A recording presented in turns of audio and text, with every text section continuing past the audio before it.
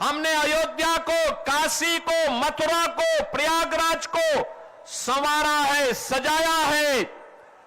और बंगाल में गुरुदेव रविंद्रनाथ ठाकुर के पैतृक पुश्तैनी प्रॉपर्टी पर टीएमसी के गुंडे कब्जा कर रहे हैं। यूपी में कोई कब्जा नहीं कर सकता। यूपी में कब्जा करेगा तो उसे मालूम है उस गुंडे और माफिया को कि उसकी 7 पुश्त की पूरी प्रॉपर्टी को सरकार ले लेगी और फिर उसको गरीबों का आवास बना देगी। और इसीलिए बहनों और भाइयों, मैं आप सबसे कहने के लिए आया हूं,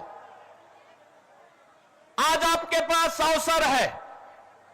अभी कल पहले चरण के चुनाव होने हैं और जो मैंने बंगाल के अंदर बहार देखी है, वर्तमान में जो उत्साह देखा है, परिवर्तन के प्रति जो एक लोगों के मन में एक हृदय की उद्गार देखने को मिला है, मैं कह सकता हूं पहले चरण के होने वाले चुनाव में 80% सीटें भारतीय जनता पार्टी जीतने जा रही है।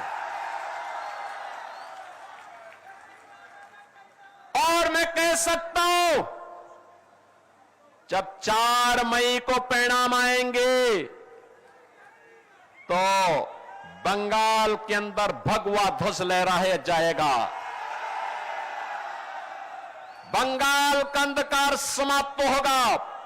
बंगाल फिर से सोनार बांग्ला बन करके अपनी इस पहचान को आगे बढ़ाएगा।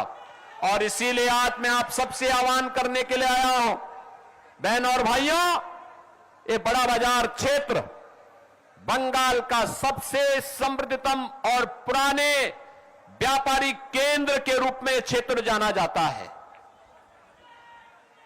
यहां की अपनी पहचान है। इसने केवल व्यापार ही नहीं किया है, साहित्य के लिए, कला के लिए, सांस्कृतिक परंपरा के लिए और पौराणिक कालीबाड़ी मंदिर के लिए भी यह क्षेत्र जाना जाता है। और इसीलिए आज मैं आप सबको आह्वान करने के लिए आया हूं कि बहनों और भाइयों, हमें बंगाल की अस्मिता को बचाना है। बंगाल के अंदर जो वर्तमान में यहां पे कठमुल्लापन को बढ़ावा देने का कार्य हो रहा है, इसको रोकना होगा, हर हाल में रोकना होगा।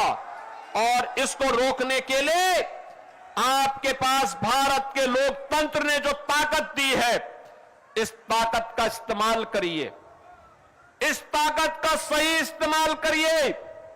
याद करिए, इसी बंगाल की धरा पर डॉक्टर श्यामा प्रसाद मुखर्जी का जन्म हुआ था और डॉक्टर श्यामा प्रसाद मुखर्जी ने आजाद भारत में एक नारा दिया था, एक देश में 2 प्रधान, 2 विधान, 2 निशान नहीं चलेंगे, नहीं चलेंगे। याद करिए, भारत की आत्मा पर प्रहार किया था कांग्रेस ने धारा 370 के माध्यम से। और डॉक्टर श्यामा प्रसाद मुखर्जी जो भारतीय जनसंघ के संस्थापक अध्यक्ष थे, उनके सपने को साकार किया है प्रधानमंत्री मोदी जी ने। प्रधानमंत्री मोदी जी ने साकार किया है।